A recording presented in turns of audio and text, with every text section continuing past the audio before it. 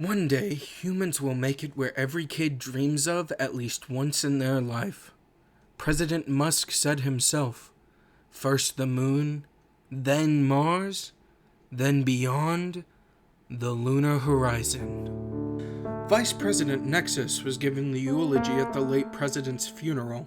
It had been on the TV since 9 a.m., and Venus was tired of saluting in formation. The gravity straps were pulling at their collarbone and waist, but it was a mandatory event for the Lunar Legion, and as a new recruit, there was no getting out of it for Venus. "Join the Space Force," they said. "It'll be fun," they said, muttered Andromeda, trying to get a rise out of anyone he could. But it was to no avail. The truth was that most of the Lunar Legion were people who were there with the president when he put the first sustainable structures on Mars. Most of them were friends and loyal followers, and some of them felt responsible for the SFC and the death of the president. Venus's mind started to wander. What if aliens were real? What if further expansion was an overstep by the human race?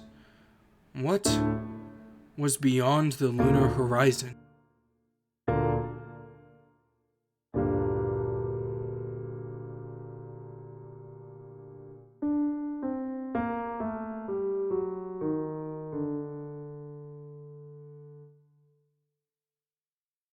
A short yet sturdy humanoid bangs a wrench against a monitor, seeming to try and get the static to go away. "Give it a rest, Gorman. We're getting audio, isn't that good enough?" commented the 9-foot flat, slender-framed Molnian sitting in a chair made for a tech gnome. Molnians and tech gnomes were the most polar opposite of races, and had squabbled for centuries, and yet these two were inseparable. Gorman was around 3 foot 2 inches if you include his outrageous spiked lime green mohawk, which was second only in outrageousness to his plumber's crack. Gorman sucked in his gut as he stood. Not that it made much of a difference. "No, you cloud kisser, I want to see our handiwork. Besides, humans always give the most awkward of speeches. You know I thrive on others' discomfort." The Molnian stood, taking care not to hit the pipes coming out of the ceiling above them. Now that he was no longer hunched over and shadowed, his features became visible. His pale red-tinted skin was accentuated by his fins.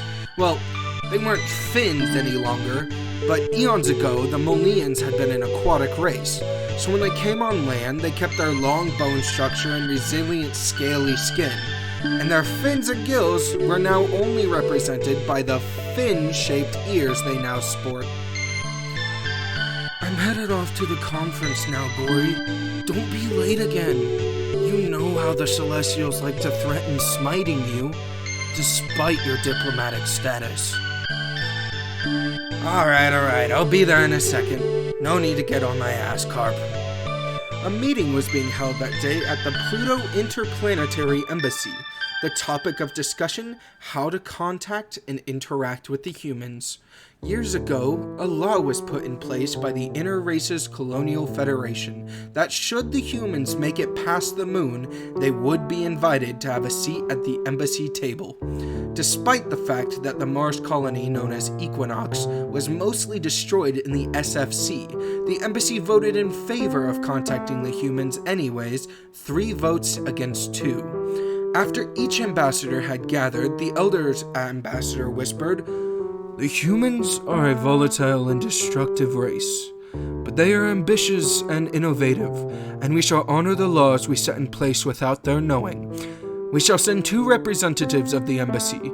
We have chosen Gourmand and Carpe Diem. Please prepare to make contact on the moon." Before the pair could object, the celestial ambassador, Valor Quintessence Allura III, chimed in. "Oh, and do bring protection.